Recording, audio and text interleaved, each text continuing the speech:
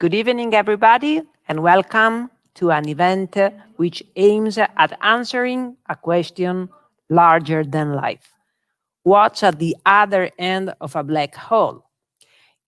You are probably watching us from Facebook, where you can have the translation in Italian, thanks to the help of Maria Cristina Massa and Anna De Poli, or you can follow us live on YouTube. My name is Elisabetta Kurzel. I am a science journalist and have the pleasure tonight of introducing a very special guest, James Beacham, physicist at Cern, Geneva. But before getting to the heart of our meeting, let me take a moment for the official greetings.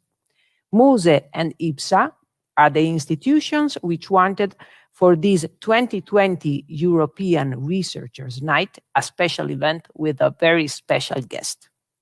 You all know that the Researchers' Night is a Europe-wide public event that brings researchers closer to the general public.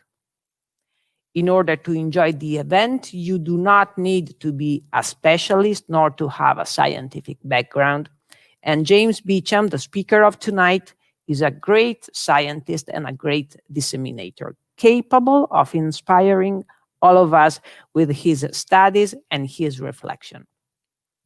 I am speaking from MUSE, the Museum of Science in Trento, Italy, which organized this event, and I bring you the greetings of Michele Lanzinger, the director of MUSE. Greetings come also from IPSA, which is a partner in the organization of this event. IPSA Foundation was founded in 2012 in Lugano, Switzerland, and since then has been supporting young students and researchers. Among its many initiatives, the foundation promotes forums with internationally renowned scientists and commits itself to the dissemination of scientific culture. I'll hand it over to Silvia Misiti, director of IPSA.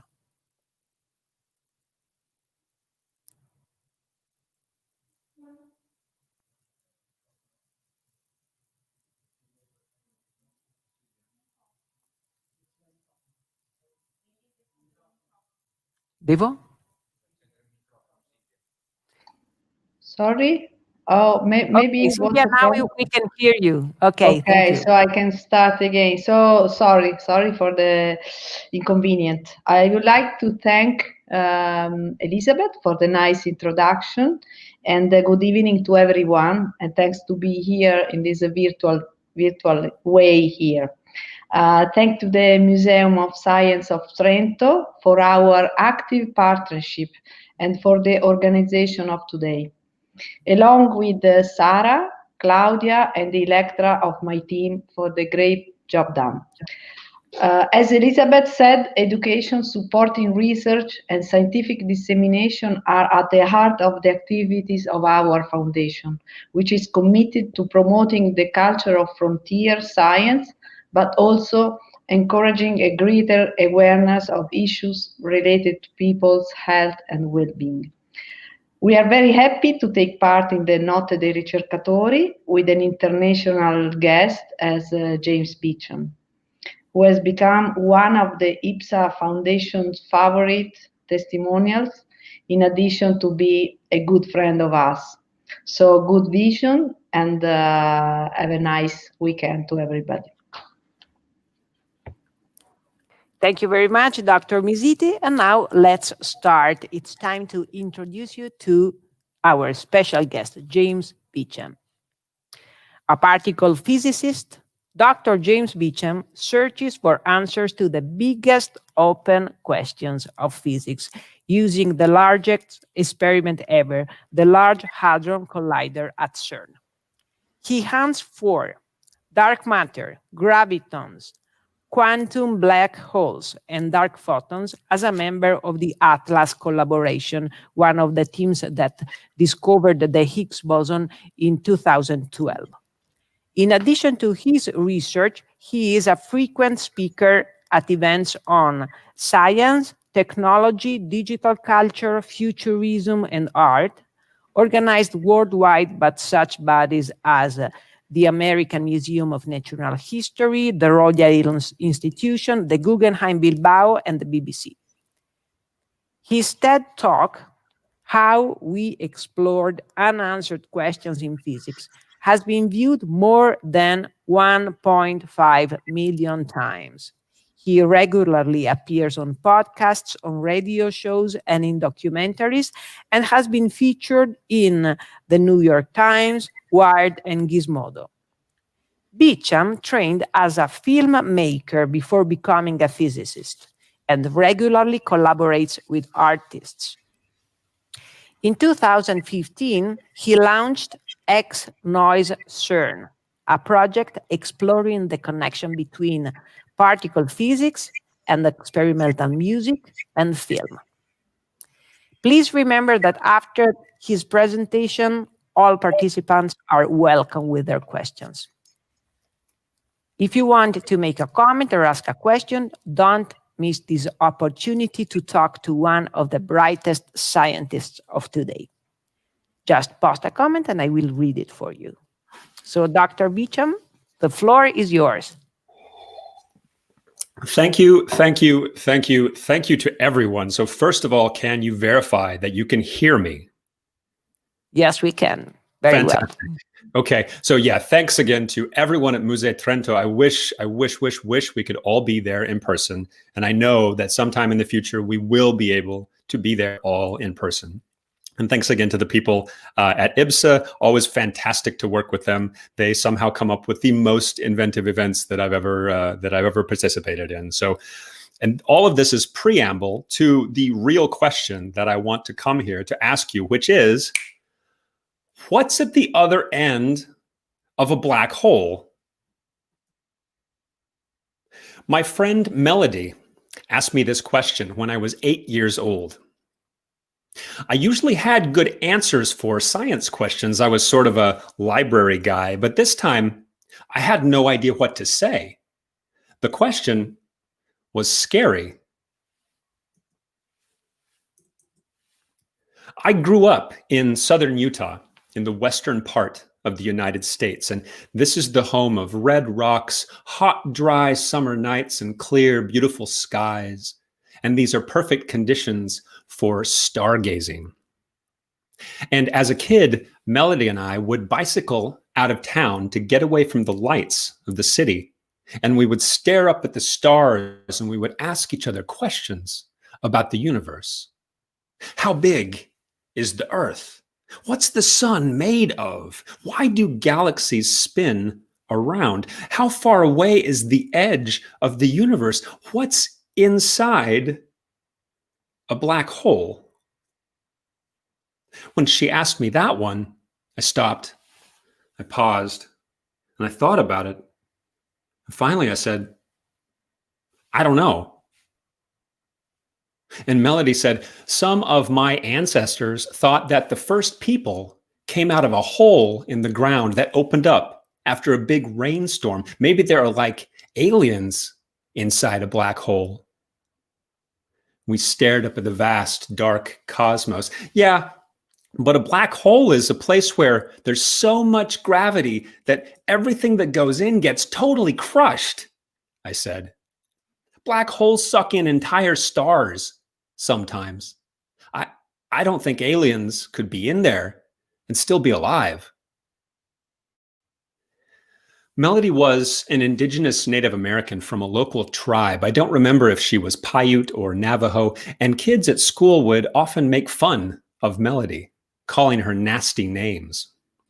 She didn't like tests. She didn't like homework assignments, but she ran circles around the other kids in classroom discussions with the teacher. And there was a reason she and I were friends, because Melody was never afraid to ask the big questions. And when she finally asked, what's at the other end of a black hole? The question caught me off guard. Well, nothing, I said. A black hole is like a huge trash compactor or like a really strong drain, like a bathtub drain, but in space, where if something gets too close, it gets sucked in forever and crushed completely. And Melody said, yeah, but when my mom's wedding ring fell in the bathtub drain, it wasn't lost forever. The plumber found it in the pipe under the dirt outside.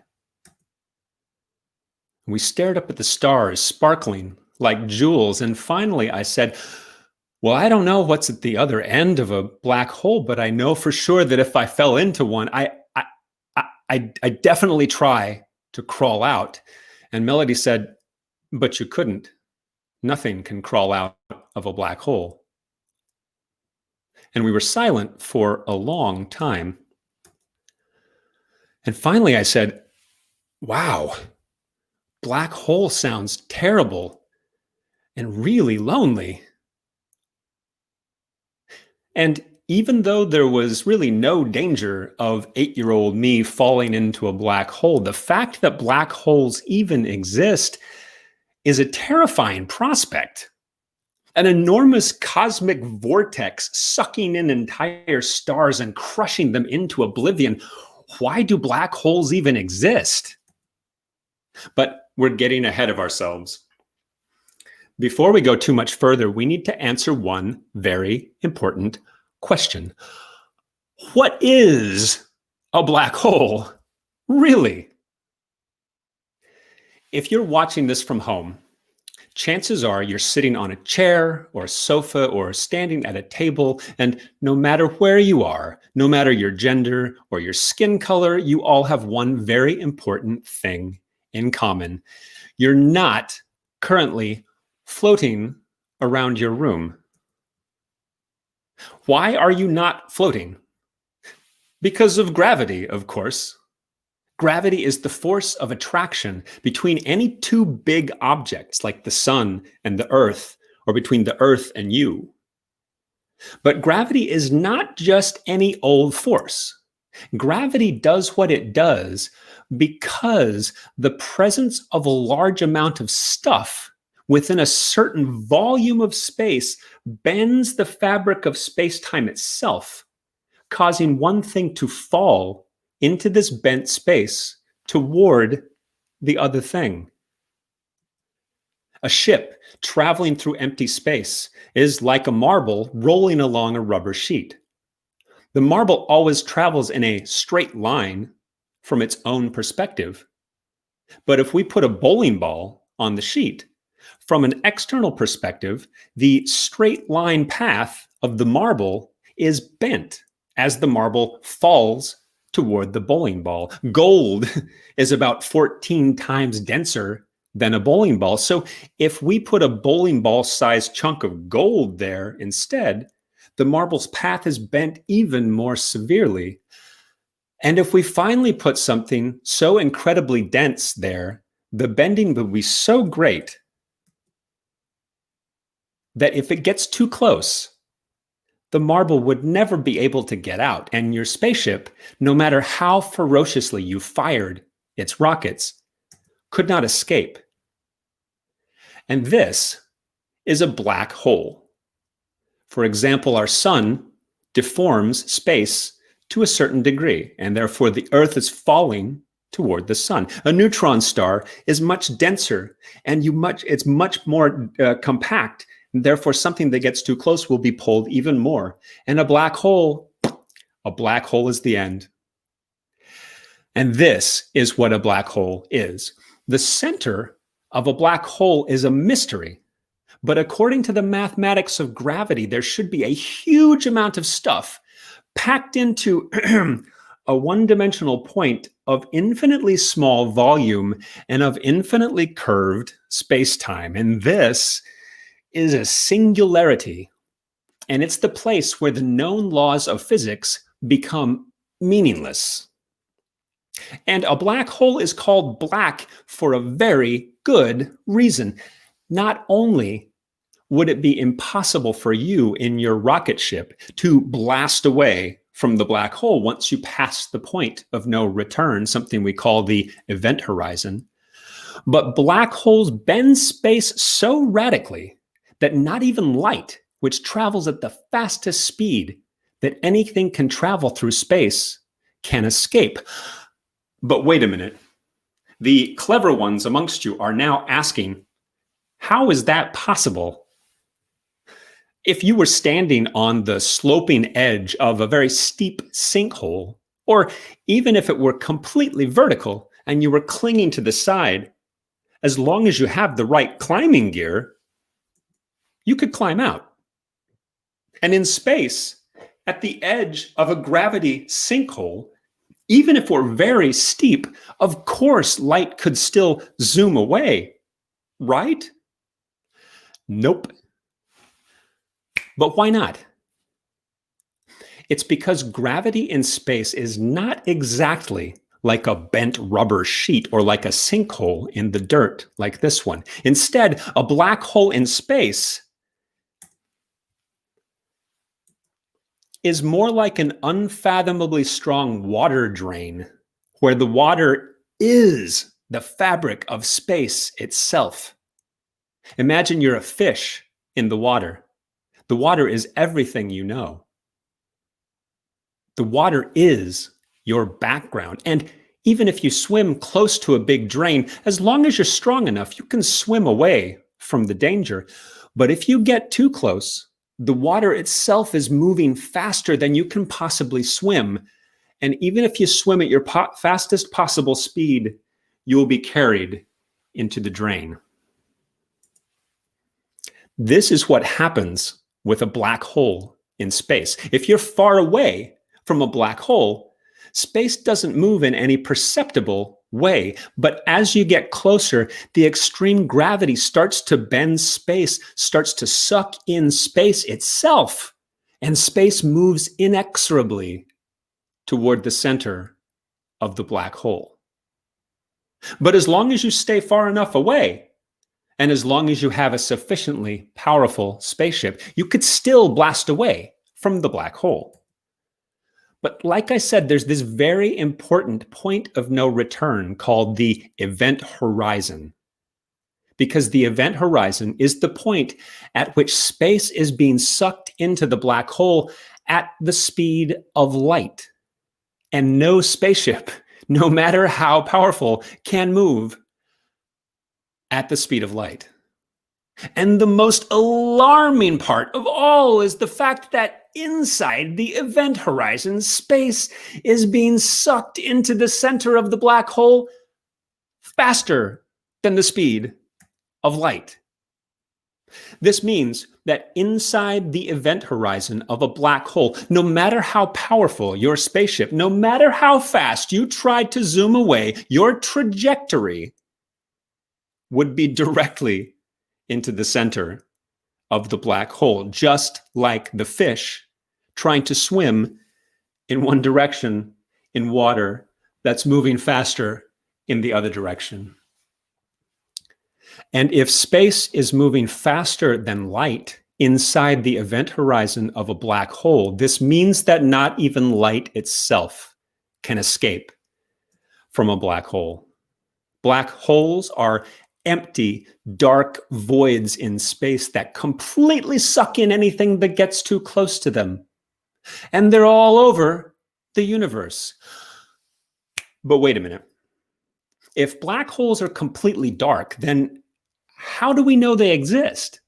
I mean, this is an artist's rendition. If we could see this, that would be amazing, but we can't. How do we know black holes exist? Because we see dark spots in the night sky where stars seem to be orbiting around nothing. The star symbol in the middle of this animation is a completely black spot on the night sky. Obviously, something is there. Additionally, a black hole should create a distinct pattern of radio waves emitted from the hot bent gas around it, which, as you know, was detected by the Event Horizon Telescope collaboration just last year for a black hole in the galaxy M87, 55 million light years away. This wonderful glowing orange donut that we all know and love so well now. We literally can't see a black hole, but we can infer that black holes exist, just as predicted by the mathematics of our best description of gravity called general relativity. But how do black holes come into existence? How does the universe make something so dense that it nearly punctures the fabric of space-time? One way is when an enormous star dies. After billions of years, a star can exhaust the fuel it needs to burn. And with no nuclear fusion to push it outward, gravity wins, and the star collapses in on itself. And this collapse can be so severe that it creates a black hole. So, could you make a black hole yourself? Perhaps if you just stuff enough jam inside a croissant. If you want to know the density needed to create a black hole, just pull out your textbook on gravity. I assume you all have a textbook on gravity next to your bedside, like I do, and find the black hole equation. It'll tell you for some given amount of mass, you don't need to know these details, but for some given amount of mass, the size of the volume you'd need to pack that mass into to create a black hole, determined by something called the Schwarzschild radius.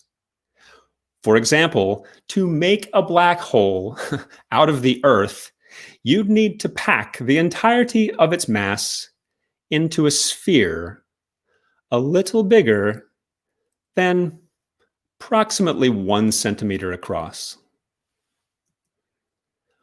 Most black holes that we know of are much bigger than this.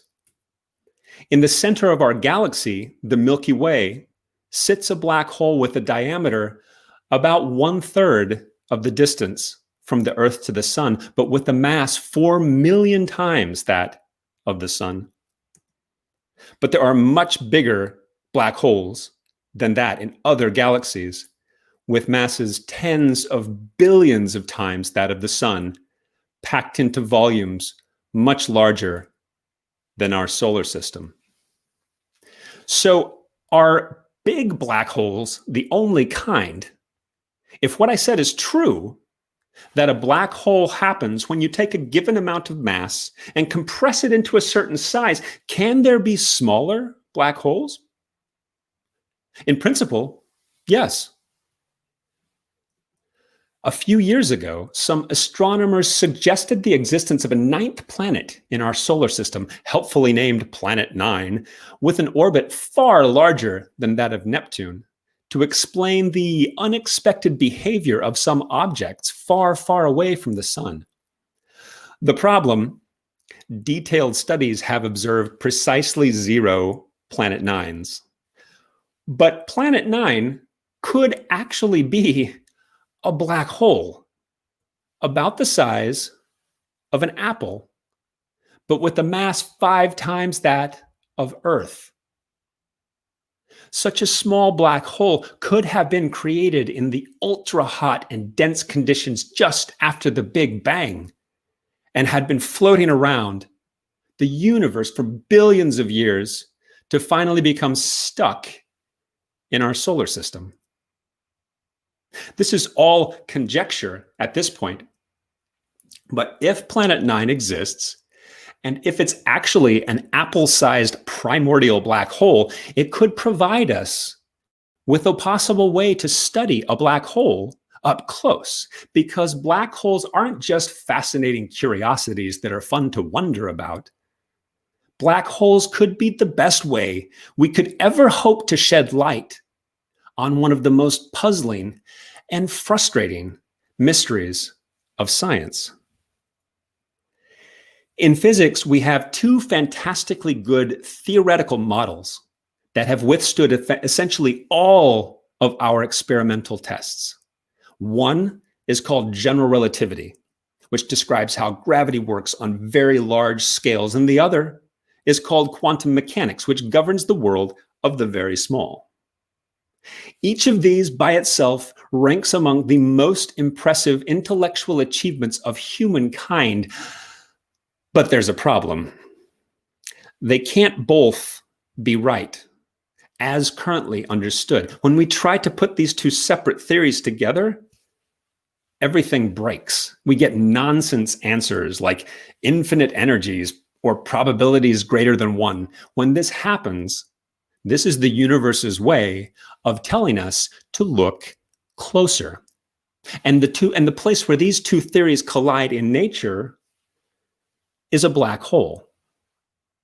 When you take a huge amount of mass, billions of times the mass of the sun, and try to compress it into a singularity, a one-dimensional point of zero volume and infinite density, you have to use both general relativity and quantum mechanics. If we knew what happens inside a black hole, we could solve one of the most baffling mysteries of science. But how? Most physicists are not convinced that Planet 9, if it exists, is a black hole. And we won't be able to travel to any nearby large black holes anytime soon, maybe for hundreds or thousands of years. If ever, the nearest one is more than 1,000 light years away. And worse, even if we traveled into a black hole, and even if some brave scientist dove in to study it from the inside, it would be physically impossible for her to send out what she learned back to the rest of us. It seems hopeless. How could we, stuck here on Earth, ever hope to study a situation where we take a large amount of energy and mass and forcefully pack it into a small volume?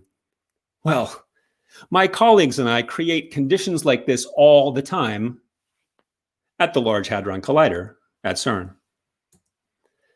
The Large Hadron Collider is a 27-kilometer circular tunnel on the border of France and Switzerland, buried 100 meters underground. And in this tunnel, we use superconducting magnets colder than outer space to accelerate protons, you're all made of protons, to almost the speed of light and slam them into each other millions of times a second, briefly recreating the conditions of our universe as they were just a fraction of a second after the Big Bang, 13.8 billion years ago, collecting a record of the debris from these collisions to search for evidence of undiscovered particles that could help us answer the biggest open questions in science. And it's entirely possible that one of the reasons we don't understand how gravity and quantum mechanics work together is because we're not looking at the fabric of space in the right way. Everything I've said about black holes so far assumes that there are only 3 dimensions of space. That kind of makes sense. You look around you, from what you can tell, there are only 3 dimensions of space, of course. But what if there are additional dimensions of space that are tiny, curled up circles at every point in the universe and that are imperceptible to you and me? If this were true, it could immediately explain why gravity is so weak, because you and I only experience a tiny 3-dimensional slice of gravity, whereas the rest of gravity leaks into these other spatial dimensions. And it would make it much easier to create a miniature black hole at the Large Hadron Collider. Recall that we said, under the usual assumptions, to make a black hole, you need to pack a certain amount of stuff, energy and mass, into a given volume defined by the Schwarzschild radius. And when we collide 2 protons at the Large Hadron Collider, it's true that protons are very small, but we simply can't achieve high enough energies at CERN. We can't accelerate the protons to high enough speeds to pack them into a small enough volume to make a standard black hole. But if there are additional dimensions of space then we would need to redefine what we mean by radius and volume.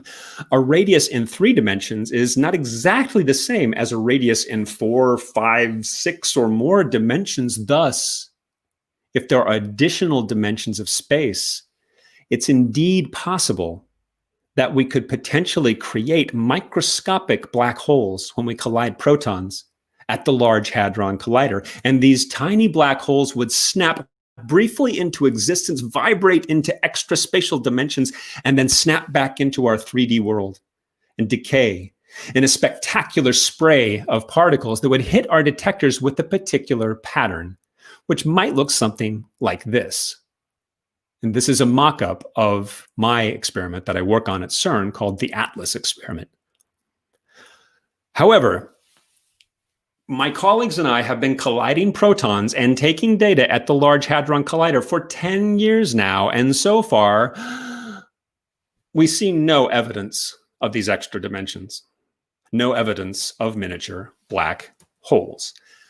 Will miniature black holes show up at the Large Hadron Collider in the next 15 years of data taking? We don't know, but we'll never know until we look.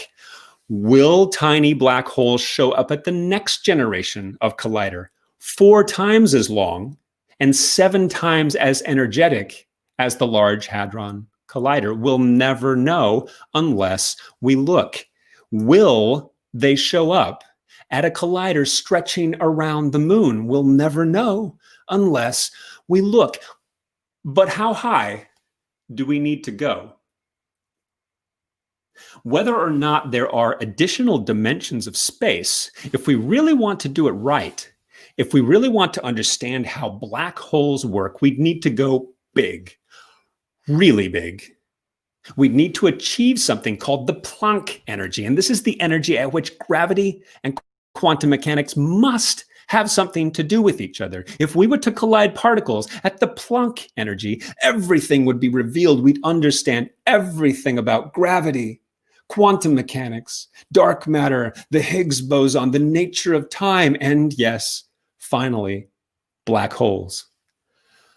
But by some very crude estimates, to reach the Planck energy, we need to build a particle collider that stretches around the outer orbit of the solar system.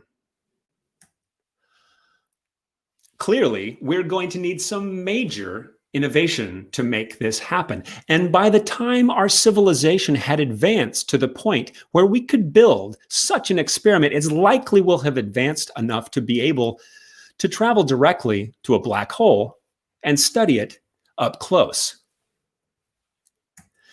So, imagine yourself 500 years from now. You're traveling to explore a black hole up close for the first time. One day, you get tired. You note that you should arrive at your destination in about 6,000 years, so you decide to take a 6,000-year-long nap. After 6,000 years, you awake, prepare a cup of coffee, and you notice from your gravitational sensor that something is very wrong. You seem to be too close to the event horizon of your black hole. You peer out the window, and after your eyes adjust, you see in the distance an enormous, profoundly black disk in space. The light from the stars and galaxies behind it, twisted and deformed. You stare into the center of this disk, a cosmic eye staring back at you, and it's the emptiest thing you've ever seen. Your jaw drops and your eyes widen, and you realize that you're not sure if you've passed the event horizon, the point of no return, yet. You frantically double check your gravitational sensor to find out which direction points toward the biggest gravitational change, which would be the direction of the black hole's singularity middle and to find out where you would need to point your spaceship and fire the rockets at maximum power in the opposite direction to escape. And you notice you're not quite at the event horizon. You have 5 seconds to blast away. You jump from your seat, leaping toward the controls for the rockets, and spill your coffee all over your hands, burning your fingers. You scream and fall to the ground. And by the time you get up, it's too late. You're passing the event horizon of the black hole. You nearly stop breathing. Your mouth is dry, and you close your eyes. You can't believe that this could possibly be happening. You open your eyes and gaze out the window again, and everything looks about the same. The ominous black disk is getting larger, but otherwise, nothing is different. You feel the same. You think maybe your time estimate was wrong. Maybe there's still a chance to escape. You triple check your gravitational sensor, and it says that no matter which direction you point it, you are pointing toward the singularity of the black hole. In every direction this way, your path leads to the singularity. The opposite direction, your path leads to the singularity. And then you know for sure you've passed the event horizon. You're inside a black hole. A calm terror settles over you. How did you get in this situation? Very slowly, while you were asleep, the conditions of the universe around you were steadily changing. It was almost imperceptible at first. Your spaceship noticed that some of the light in one direction seemed a bit different, a bit bent, but nothing extremely alarming. But then after a long period of things changing slightly, slowly, suddenly everything changed drastically, and you realized that the world around you was very different. And floating in your spaceship inside the event horizon of a black hole, what do? You might start thinking of possible escapes, even though you know intellectually there's no way to travel back outside the event horizon. You go through all of the options. Is there something you've missed? I mean, maybe it's possible that all the clever scientists were wrong, and there's some unknown way to escape that hadn't been anticipated. You start daydreaming that if you're just lucky, or if you just wait long enough, the situation will sort itself out, and you may eventually pass back over the event horizon again and could zoom away from the black hole back to the way things were, to the universe you previously knew. And as you're daydreaming, you look down and you notice that your feet are drifting away from you, and your legs are being stretched into long, thin, spaghetti-like tubes. And then suddenly, your shoes are so far away that you can't see them anymore. And in that split second, before you reach the singularity, you realize 2 things. One, that no one really knows what happens in the middle of a black hole. And 2, that there is literally no going back to the way things were before. The only way out, if there is a way out, is directly through the black hole.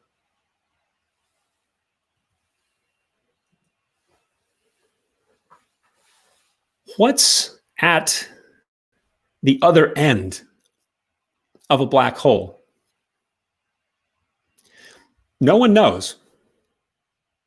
Some think that when we understand how gravity and quantum mechanics work together, we'll see how there's really nothing at the other end.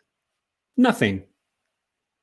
Maybe there is no real singularity at the center of a black hole, and black holes just collect all the stuff they eat and pack it tightly inside like a greedy squirrel the size of the entire solar system, and then slowly radiate it away nearly imperceptibly.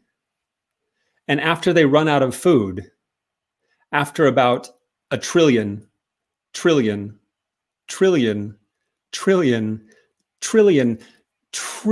years of radiation, much longer than the current age of the universe, they will finally exhaust everything and then evaporate in a blip. Others think that black holes could be bridges to other points in space-time. If you look closely at the equations of general relativity, under certain conditions, you can create a black hole that can open up in one point of space and time, but then whatever goes in gets spit out in a completely different point, far away in space and possibly far away in time, in the future or in the past. Current studies seem to suggest that these conditions may not exist in our universe, but research is ongoing. Still others think that black holes could be portals to another universe. Is it possible that our universe began 13.8 billion years ago as a black hole that opened up in a different universe? These ideas are captivating to me, but if you accidentally fell into a black hole, you likely wouldn't be thinking about them. You'd likely be panicking and thinking, why did this happen? Why do black holes even exist? But that's the wrong question. Asking why black holes exist is like asking why a pandemic that grinds society to a halt exists. The answer, it's because the background conditions were arranged in such a way to lead to the existence of such a thing. And if you understand the conditions, you will understand the catastrophe. Sometimes reality, for whatever reason, gets twisted beyond recognition, nearly to the point of delirium and madness. For black holes, the fabric of space-time itself is twisted beyond recognition. And for society, in a moment like now, for many people, daily life is an absurd cartoon compared to what it once was. COVID is killing our loved ones. Far-right politicians are gaining power by pushing fraudulent, racist, and misogynistic lies. The climate crisis is nearly guaranteed to render our planet uninhabitable in a few decades. Society is a twisted, often incomprehensible catastrophe. We seem to be heading into the center of a societal black hole. But such catastrophes are also golden opportunities for new knowledge and change for the better, for physics. If we were to be able to study a black hole up close, we would learn untold things about nature, about how quantum mechanics and general relativity relate, and about our human place in the universe. For society, the current moment is a golden opportunity to stop and think critically about the conditions that led to this moment. Our voraciously extractive relationship to the environment that makes new viruses and pandemics more likely. Our political and economic systems that have created and exacerbated the wealth inequality, racism, sexism, misogyny, deprivation of the global South, and unequally distributed opportunities many of us face daily. A system that has led to the fact that the richest people in the world, in the middle of a public health and economic crisis, jobs vanishing, millions dying, regular people unable to pay their rents, Black people rioting for their right to exist around the world, the richest people are getting richer and richer. We cannot go back. This is the danger of a moment like this. Centrist politicians across Europe, many of whom have placed their career prospects and business interests above the lives of human beings while they mismanaged the COVID crisis, they won't fix European society. Changing the president of the United States won't fix United States society. And when any of us says that they wish to go back to the way things were, that just means that we have neither recognized the severity of the situation, nor have we confronted the fact that the way things were was not good. Before this pandemic, society was broken, and it still is today. It's built on a fraudulent, exploitative system. The world is never returning to its former state.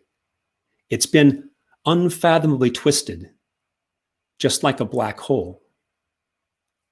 But just as if you found yourself inside a black hole, it does no good to wish that you could go back outside of it. You physically could not. We should instead ask ourselves, what's at the other end of a black hole? Will we be crushed into oblivion, or will we emerge on the other side with new knowledge of the universe, new knowledge of the conditions that created the black hole, new and better knowledge of the way the conditions of society were arranged to lead to our crisis situation? Will we emerge on the other side of this socio-political black hole to a new and better beginning? The only way we can do this is if we understand better what connects us. If you fell into a black hole, you'd be completely isolated and alone. But today, we're all in this catastrophe together. Society, politics, economics are currently set up to encourage us as a collective to waste our time and distract us from realizing that if we were to cooperate, we would be much stronger and could take back the wealth that was been allowed to accumulate into the hands of a tiny number of people. For example, our current medical research landscape is set up to compel dozens of pharmaceutical companies to compete in secrecy. This means that we have very bright scientists, and now we have multiple possible candidates for vaccines for COVID. We do not know their efficacy on the long term, but this means that we have very bright scientists wasting their time on the same drugs and treatments. If we had a different setup, would we already have a set of COVID treatments that we all have access to right now? If we recognized what connects us, the desire to live in health and security is much stronger than what separates us, the entirety of society would improve.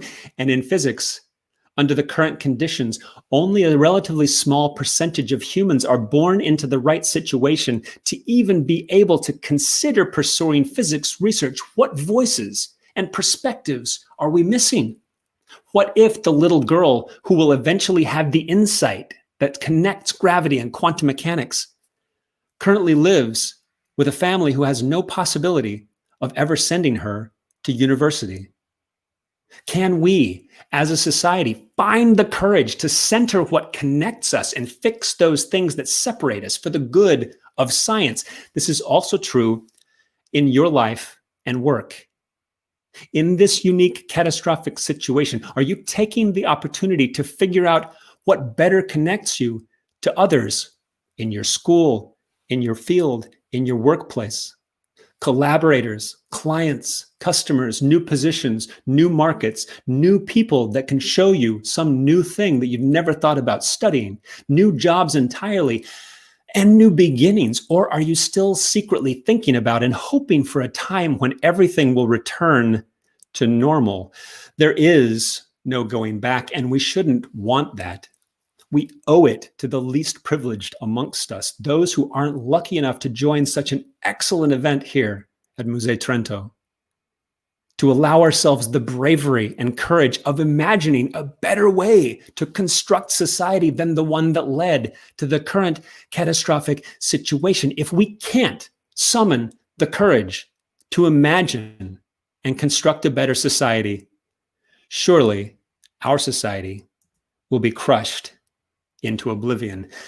Because when I see the government of the United States putting children into cages on the Mexico-US border, and when I see otherwise smart people all around Europe being persuaded to vote for racist, misogynistic political parties, fooled by fraudulent imaginary narratives about migration, and when I see how we've allowed decades of uncontrolled fossil fuel extraction to destroy the Earth's climate, and we're not acting fast enough to fix it, and when I think about how, when I was a kid, my classmates would mock and bully Melody because of the color of her skin, and how this made it difficult for her to attend class, and how she never went to high school, I feel angry. But it's not just regular anger. Oh, I feel regular anger too, but as a physicist, I feel an extra layer of anger because I see how, when we allow these things to happen, we're betraying a cosmic truth, that we are all parts of the same universe, and we're all in this universe together. And so back on that red rock in southern Utah, when I was a child, I said, wow, a black hole sounds terrible and really lonely. And we were silent for a very long time. And finally, Melody said, well, don't worry. If you fell into a black hole, I'd jump in after you. And I looked at her and I said, thanks, me too. And we gazed up at the night sky, the Milky Way swirling and twisting across the cosmos. Thanks. Dr. Beacham, thank you. From me and from our audience, actually, we are getting a lot of compliments. Your voice is clear and your reasoning is impressive. And we are also getting some questions for you.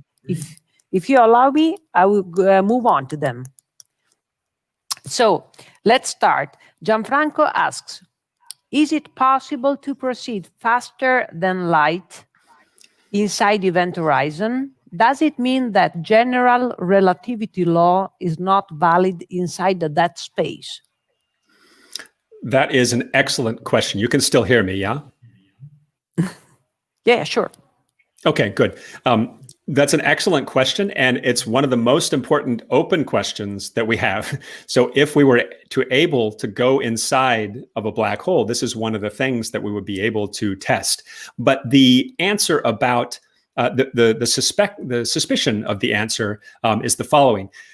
Partially what you're getting at is when I said that space is going faster than the speed of light, every bright person in the audience should immediately go, wait a minute, that doesn't sound right?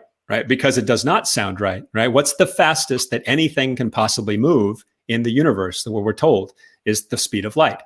However, that's the fastest speed that any signal or anything can move through space. Space can do whatever it wants. So in fact, in general relativity, space itself, it doesn't have material. It's not made of anything. That's why the analogies break down. The metaphor of a rubber sheet or like a sinkhole made of dirt.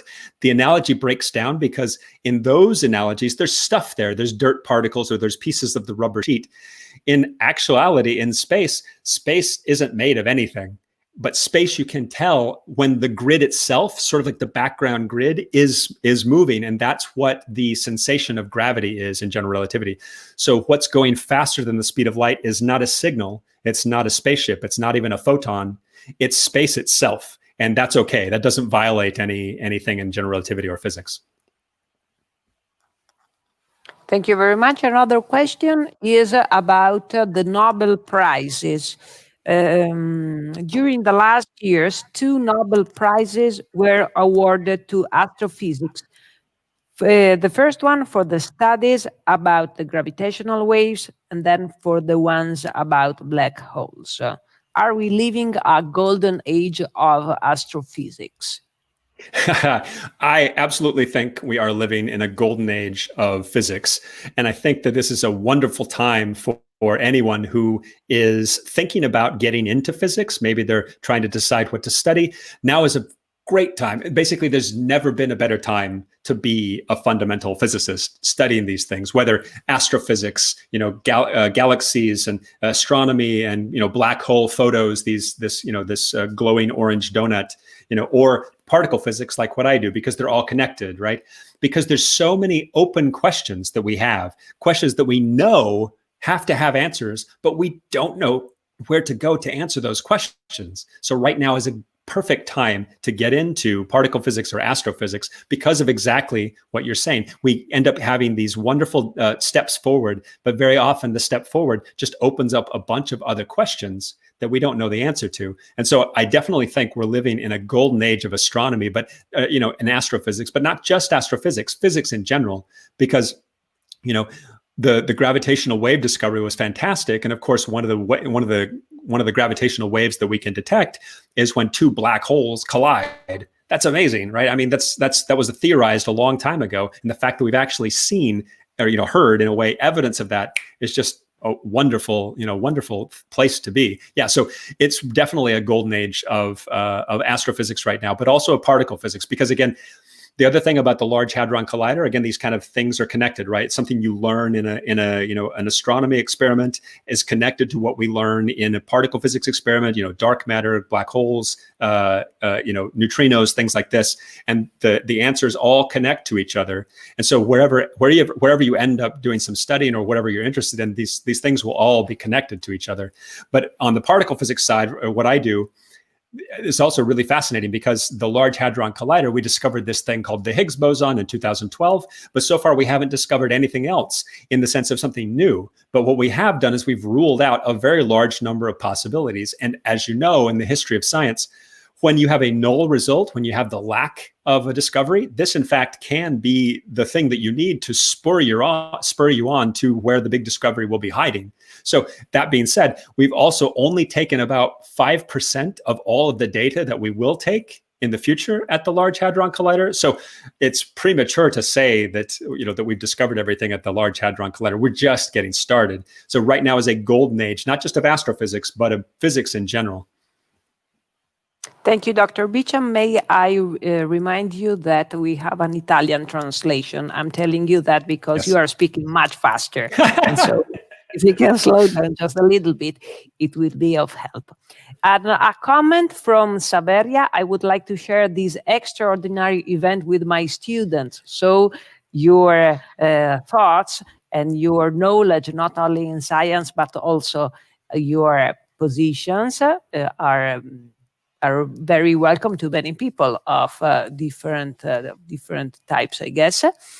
And another comment about the fact that you're absolutely brilliant, and I agree. And I go to another question. I'm curious about the community of Cern. What is the percentage of women and men working over there? Yeah, so that's a very good question. So first of all, thanks for the comment about the talk, and I'm happy to share my passion about science with anybody who wants to listen. The percentage of women at Cern, honestly, I don't know what the current percentage is. In particle physics in general, it has hovered shamefully around 10-15%. In the last few years. And that's in fact a big improvement upon previous years when it was something like 5 to 7%. So we have made strides, but we still have a long way to go. The percentages are not even close to where we need them, right? To really have a robust and a full and complete representation of humanity working on these questions. So the percentage, I don't actually know. I think you can probably Google it more efficiently than I could tell you, but it is still not nearly what we need it to be. And the part of this comes from, part of the challenge is that, like in a lot of fields, we're pretty good in science and in physics, we're pretty good at attracting, kids to study physics because, come on, every single human deep down inside is still at heart a curious human being, a curious little kid.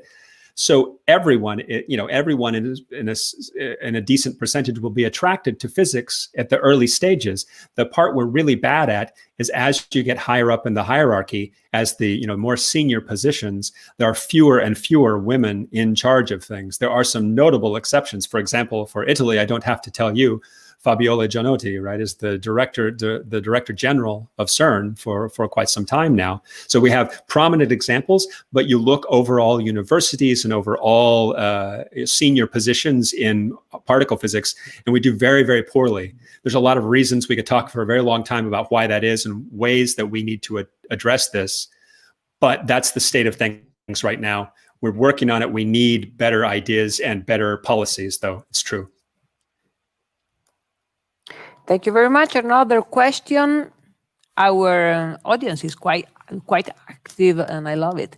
Since you trained as a filmmaker and you collaborate with artists, what role plays and how important is art in science and in the scientific dissemination for you? This is a good one. Very good question.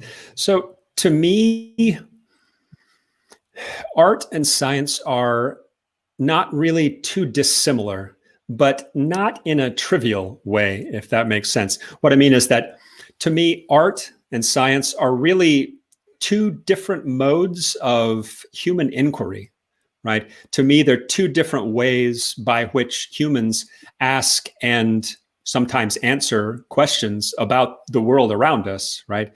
In science, we ask questions in a very controlled way about the basic, physical laws of the universe. About, we have these open questions about, exactly what's inside of a black hole, what's outside of the universe, why every single one of you has about 1 billion particles of something called dark matter flowing through your body every second. And we have no idea what this is, these kinds of questions. And we can design experiments to try to answer these questions.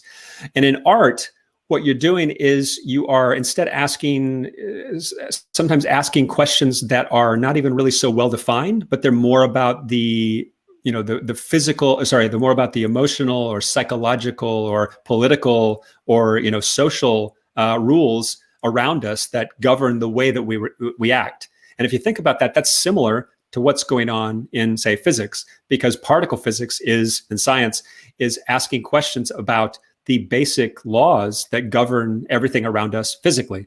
So in my view, these two things, art and science, are two different modes of human inquiry.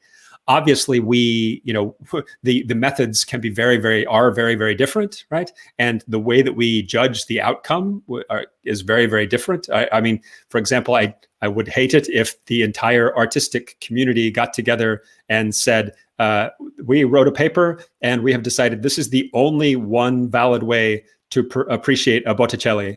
I would not want that to happen, right? But you can do that in science. And so there's some differences to these different disciplines, but they are, to my mind, two different modes of humans trying to understand better our place in either the universe or society itself.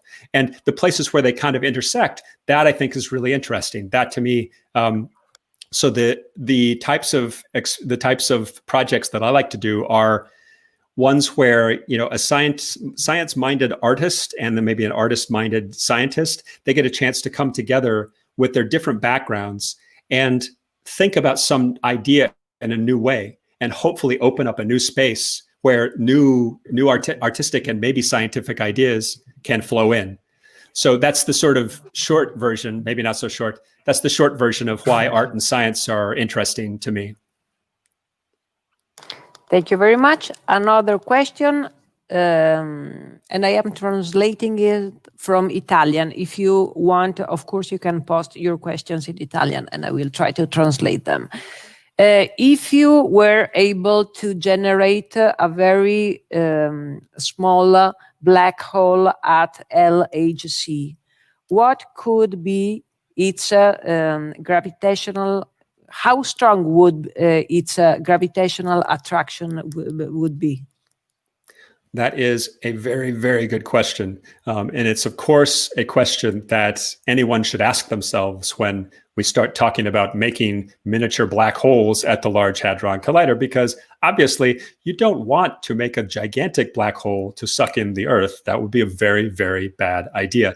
The black holes that we're talking about at the Large Hadron Collider are technically black holes in the way that I mentioned in the talk. So because these are kinds of quantum black holes that are very, very small. First of all, there's not nearly enough energy and mass to put into these collisions to make a macroscopic black hole. It's just impossible. It's just, so the gravitational pull is negligible. There's no gravitational pull even that you'll be able to measure at all. But the interesting thing about them is that you might be able to create this little object that does in fact wobble into other extra spatial dimensions, more than 3. And this little wobble technically satisfies the extended equations of what it means to be a black hole, but it's not a black hole in the same way as the one in the middle of our galaxy. So this would be technically a miniature black hole, and it would immediately evaporate. And if this is in fact something you can calculate if you want to, the evaporation time of a black hole. So a black hole in the middle of our galaxy, again, the evaporation time for that black hole is probably on the order of, I said something like trillion years, something like 10 to the power 64, 67 years. It's so far beyond our universe time, our universe's age, that we can't even envision it. But the ones at the microscopic kind at the Large Hadron Collider would evaporate immediately, and they'd have basically no gravitational pull. There's nothing to worry about, but there is something very, very potentially fascinating to discover. And so we are sure that this mini black hole would not eat the entire planet Earth, are we? You have my guarantee. Okay, very good. So next question. While describing the fall into a black hole, all of us could picture it. What is the role of imagination in your work as a scientist? That's a very, very good question. And it's the type of question that it's almost so much a part of our DNA as physicists that we kind of don't even think about it anymore. And so when someone asks the question, you go, oh, I guess that's true. There is a lot of imagination in physics. And it makes sense too, right? I mean, whether you were good at physics or you liked physics or you like it now in your classes or not, think back to what physics really is. Physics is about the physical world, right? And the way that we operate in the physical world, before language, before mathematics, before anything, just you as an animal, taking in inputs, you react to things that are physically around you. And what it does is that your brain thinks about relationships between physical things. And so physics as a discipline, and any type of physics, is really about, you don't have to be a super genius to be a physicist. Absolutely not. You do not have to be a super genius to work at Cern. Let me say that very clearly. I would not call myself a super genius. Maybe somebody else would call it. No, but what I'm saying is that being a particle physicist is about tapping into that deep down inside childlike curiosity and imagination that we all still have. In some people, it's buried more than others, and allowing it to blossom, to flourish, to roam free, because that little piece there allows you to think in a very pure way about relationships among physical quantities. And so you start with the kind of standard things. You close your eyes and you think, wait, okay, so the Earth is going around the sun. Okay, but it's also falling toward the sun. And you think about that in a particular way, and you envision it, you imagine what that looks like.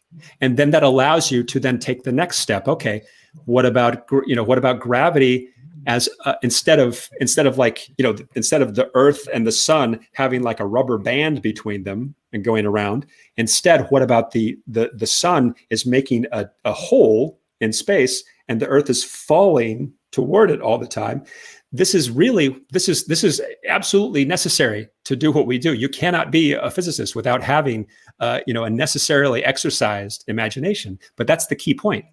You don't have to be just naturally somehow kind of like the naturally brilliant person, the naturally imaginative person. Imagination is something we all have, and it's something you can exercise and you can get better, like a muscle. So that's really what physics is all about, and especially in all kinds of physics, especially in astrophysics and particle physics, you need to think in a very kind of physical way, obviously, about the relationships amongst things. And it can be something very simple, and then start getting, once you've exercised this faculty, this possibility, then it starts to get into a little bit more complex things like mathematical quantities and how they relate together, and then how they map into the physical world. So imagination, it plays a fundamental role in physics, and especially in particle physics and astrophysics. We have a comment on the fact that scientists should communicate more often to inspire and improve people awareness. I think that you agree on that, given that you dedicate part of your work to dissemination, isn't it? Yes, I absolutely agree with that. Was that a question, or was it just a comment? Because I agree. It's something that I find that I get. It's almost as though I get as much from communicating with people who are not specialists than what they might get from me. I don't know what they get from me. And I hope that they get some kind of ideas or little sparks of things to follow up on later. But the thing that it does for you as a scientist, and anybody as a thinker, as a professional or anything, when you compel yourself to, because when you do something for a long time, it becomes just a part of your tunnel, right? It's just sort of like your tunnel, and you exist there, and it's the wallpaper on your tunnel, right, in a way. But then when you have to stop and explain your wallpapered tunnel to someone else, you start noticing how much of what you think is just based upon a kind of muscle memory. And that only allows you to do your research in a particular, tunnel. What if in your kind of intellectual world, you were to break the walls of the tunnel because you had to explain what you did to someone who is not one of your colleagues? You might be able to see a new perspective on your own research. So that's one of the things that I think, that's why I encourage my colleagues to communicate with people who are not specialists as much as they can, because it really does compel you to think critically about your work and to explain it in a way that someone else gets a sense as to why you do what you do. And also why the questions that we answer are in fact totally relevant to you. I mean, the Large Hadron Collider, at the first glance, it kind of seems, why does that matter to me?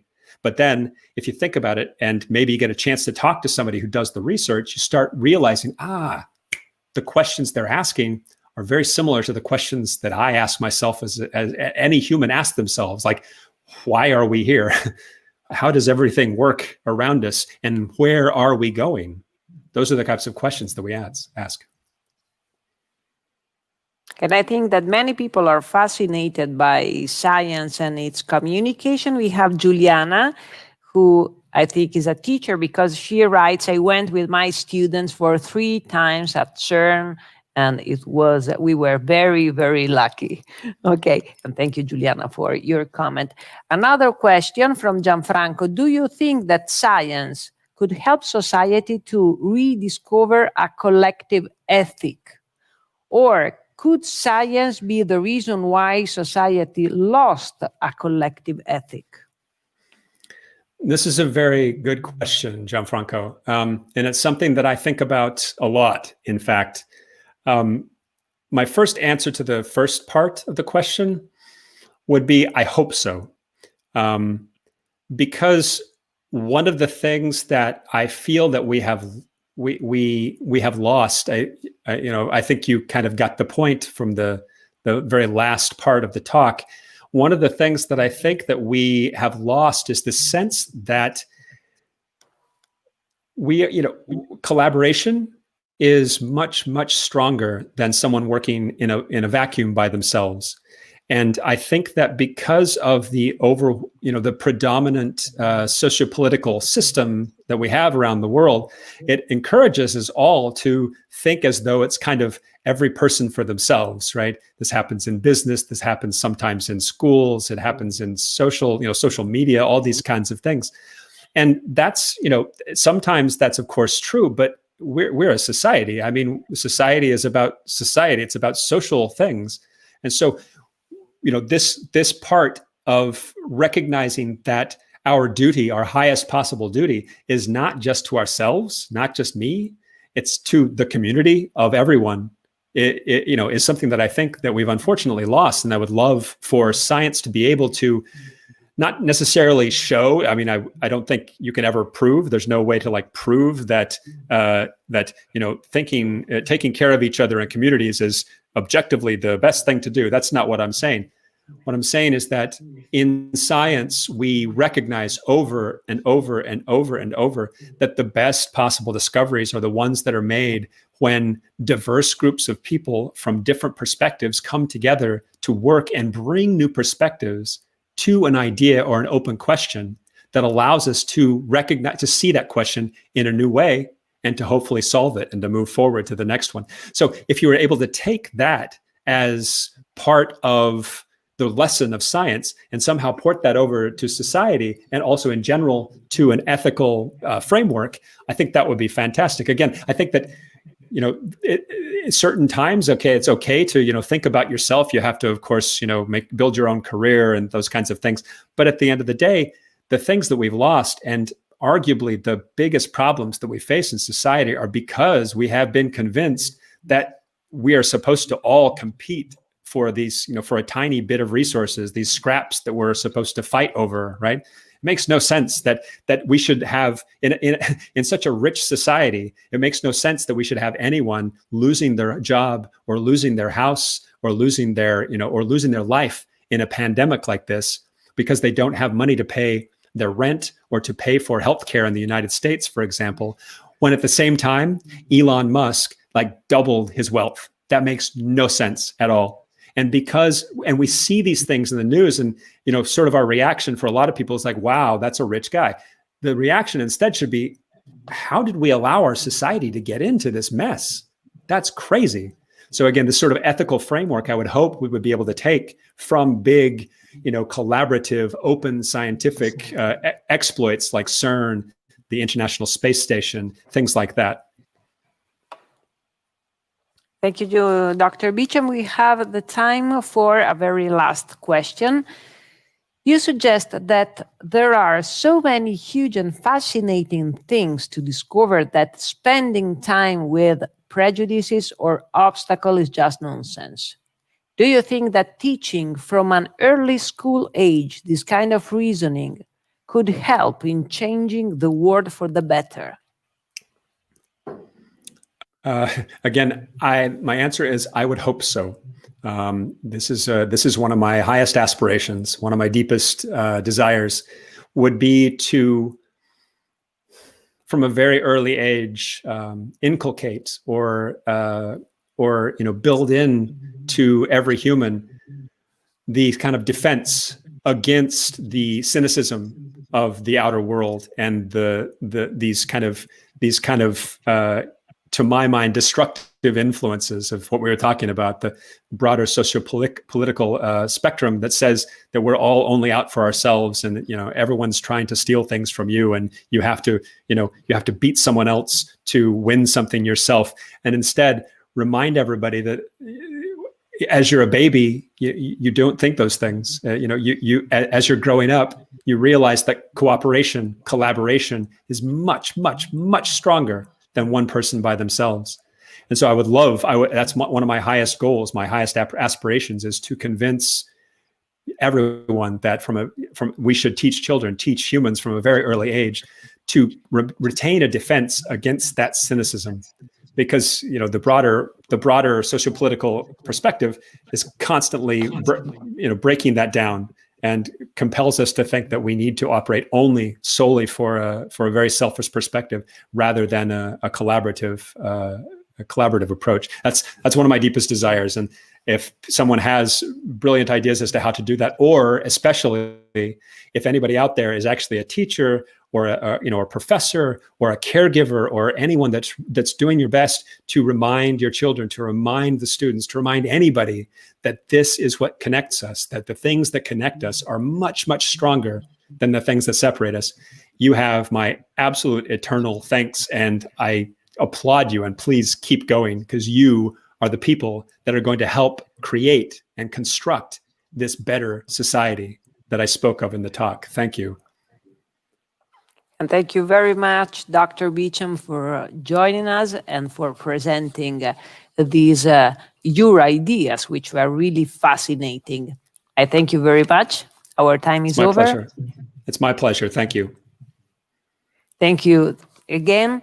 And I want to thank of all, obviously, I want to thank our audience. Please do not miss the opportunity of checking the website of Muse and IPSA for the upcoming event, and also the personal website of Dr. Beacham in order to have some information about upcoming talks and further news and for more mind-blowing physics. I also thank Max, Alessandro, and Valentino for the technical assistance and our translation made by Maria Cristina Massa and Anna De Poli. Thank you again, and good night. Thank you. Ciao, grazie.